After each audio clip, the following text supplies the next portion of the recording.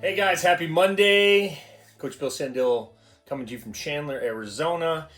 And for the next 10 minutes, I'll be your personal hitting coach. And we have a lot to unpack on a Monday. Busy weekend for me, doing a lot of video analysis, answering a lot of emails. So let's start out with this. We talk about body control, putting yourself in the best position to hit weight-wise, when's a good position to launch. I mean, we talk about this with our older players. When you get fooled on a curveball, are you leaking forward, which is gonna prevent you from having 100% of your power. But putting your body in the best succeed to launch, we're gonna talk about that first, and then we're gonna unpack a bunch of stuff that I've gotten over the weekend, which was, is it good to be 50-50 at launch? Is it good to be 60-40? Where should my weight be at launch? So we're going to unpack a bunch of things today, guys. But watch this first video because I thought it's interesting. It's talking about, Corey Seager and, body control and all that. Let's watch this first video, come back and give you my thoughts, and then we'll talk about the next ones, okay? I think Corey's whole thing is he wants to limit the amount that he's guessing. So he's gonna try to put himself in optimal body positions every single night. That at the end of the day, he's trying to line up angles.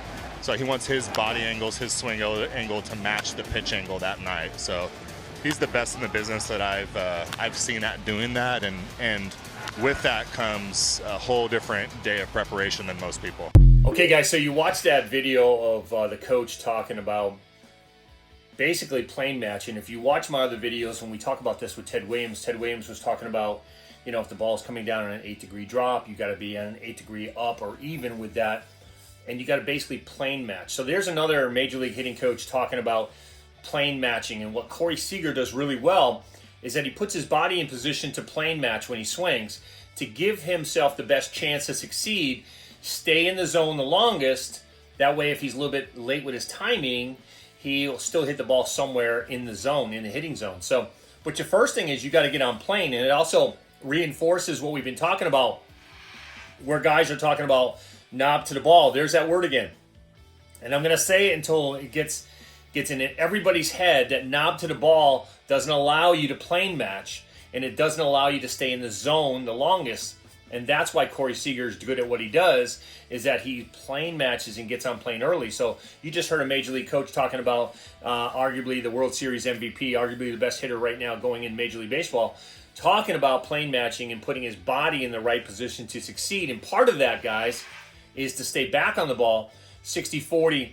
You can't be 50-50 because if you're caught with an off-speed pitch, your body's, it wants to shift. It wants to stay in motion, okay? So it's easier to get fooled from a 60-40, 70-30 position, staying one-legged on the backside, as it is to be 50-50, and now you're 60-40 forward.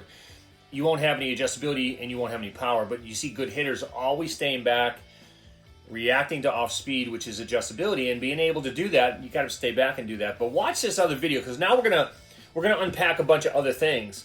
And let's watch this video first, and I'll come back and give you my thoughts. Okay? Earlier, I think sometimes if you don't understand how the body works as a hitter, and there's a lot of guys teaching this sometimes too about sitting on the backside and kind of staying there, you can't do it.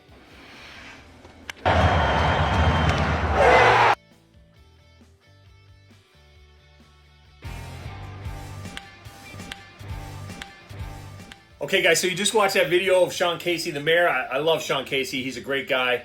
But it just goes to show you, that people always say one thing, but they really mean another. And you're going to see at the end of that video, Sean Casey hits a home run, but he's sitting back on the ball. He's not forward. He's not 50-50. He's back. And it's so funny to listen to these people say, you can't hit the ball with any power if you're back on one leg or you're back on your backside. This is absolutely not the case. I mean, Barry Bonds, Ted Williams, even Babe Ruth. I mean, if you look at guys in history, the majority of home runs, when you're talking about a guy that is just an average hitter, the majority of guys that can hit for long ball, even Fernando Tatis, which is in that video, you're looking at guys that stay on their backside. And like I said, it's just a classic example of guys when they preach certain things because they have the platform to do that, like Sean Casey does with Major League Baseball and Major League MLB Tonight, that you just don't do what you say you do. In order to have adjustability, you have to be back. In order to hit for power and timing and stay in the zone the longest, which are the main components, guys. If you take a guy who has decent bat speed and you get him to stay back on the ball and create good barrel turn, great whip into connection, he has a better chance of hitting that ball if something happens like an off speed or slider or adjustability by staying back and having a greater hitting area to hit through. That hitting zone can be expanded. If you're swinging down or coming to the front side, your hitting zone is shorter. I mean, that's just common sense.